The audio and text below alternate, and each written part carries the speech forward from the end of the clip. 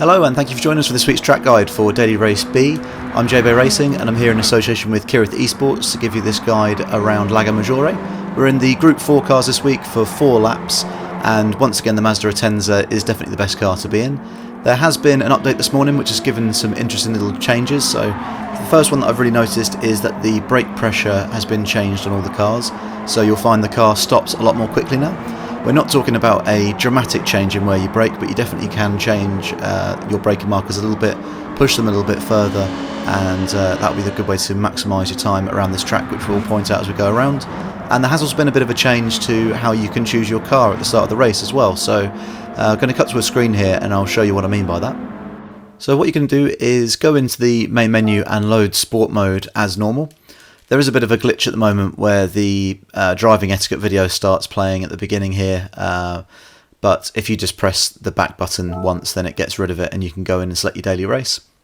Go across to the race you're going to do, so in this case we're going to do Daily Race B, and you'll see there's now this select from garage or rent an event specified car, so you don't have to own all of the vehicles that you want in order to use different cars for the race, which is really cool. So you go into choose event specified car, and you've got a choice here of all the Group 4 cars, which I think's a really cool little development. It does mean that when you're racing these cars you won't be able to put your own livery on them and things like that, but it's a good way to be able to try out a load of different cars, see what you like, and you haven't got to worry about buying every single vehicle that you want to use. So that's a really nice little development, I think, and a good addition to the daily races, so let us know what you think to that in the comments. Getting back to the track guide though, we're going to go in and break this down now. It's a really good time. I think I've managed to get around here. 2:03.843 got down to in the end, so hopefully gives you some good pointers for how to get a good lap. And over on JB Racing on YouTube we are getting close to a bit of a subscribers milestone, so if you're not already subscribed, please do head over and consider subscribing to the channel.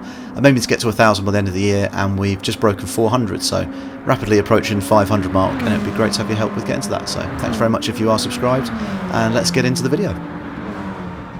Here we go then for the start of the lap, and one thing that still hasn't changed is you aren't able to adjust the brake balance in the daily races. We are on racing medium tyres though this week, which is nice, so you've got a little bit more grip, and we're going to be looking out for the end of the fencing here on the right hand side. Hard on the brakes just for the end of the fence. Trail brake down and aim for this curb on the left hand side, and you want to get down into second gear. Good burst of power in between this and turn 2, and then about half brake just to get right over on this red and yellow curbing, and you see I get on the power about halfway around that curb, so you can get on the power really early there. Up into third, and we're just going to lift and make sure we get our car over onto this curbing on the left hand side, and then back on the power a little bit just to straighten the car up. And then you need to just judge this. It's about sort of 3/4 to 50% brake, just enough to get your tyres over onto that red and yellow curbing on the right hand side. I could have done with getting the car just a little bit further over to the right there, but you've got plenty of runoff here on the left to feed the power in. This next right hander can be quite a tricky one. What you want to make sure is that you're keeping the car completely straight while you're braking, so you see just after the end of the grey curb there, getting hard on the brakes, trail braking down into third gear, and then once the car's slowed, that's when I start turning in. So don't put any steering input in while you're braking, or you'll find the car will go into a big slide, or you'll just get huge amounts of understeer.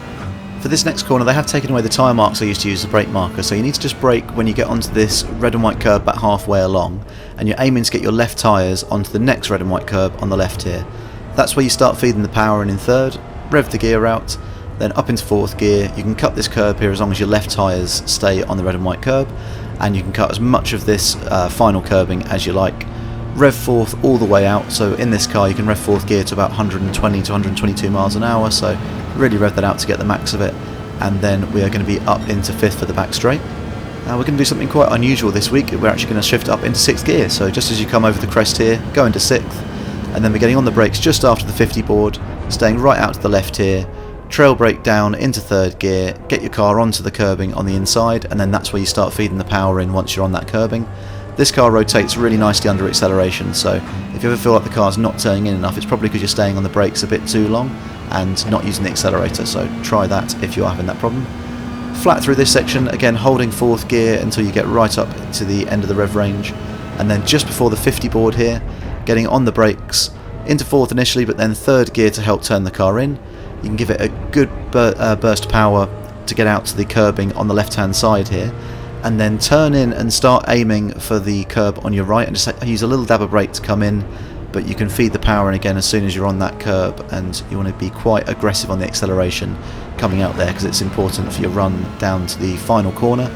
And then for the final corner, it's the end of the curbing we're looking out for here, so just before your car gets to the end of the red and white curb, on the brakes, fourth initially, but then third to help turn the car in, and then I rev third out for a second before shifting up to fourth, and that should give you a good run on the exit down the finish straight.